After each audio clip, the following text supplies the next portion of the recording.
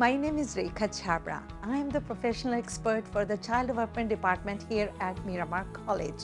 What did students gain from the event? It's an interactive event where prospective students meet with the faculty, staff, and students in the field of child development. They get to experience what it is like to be a Miramar College student and taking classes in ECE. Students get a snapshot on how instructors teach the child development concepts with the hands-on approach.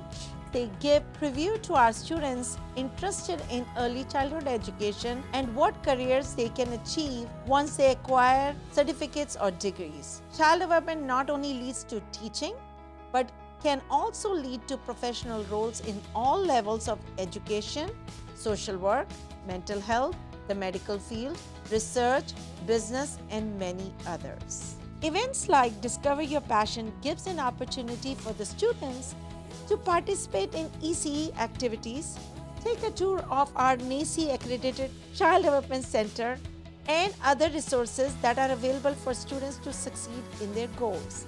An event like Discover Your Passion allows us to showcase our program and share what we offer and the uniqueness of connecting theory to practicum with our lab connected to our classes. It's a great opportunity for students to connect with the instructor before even they begin their classes.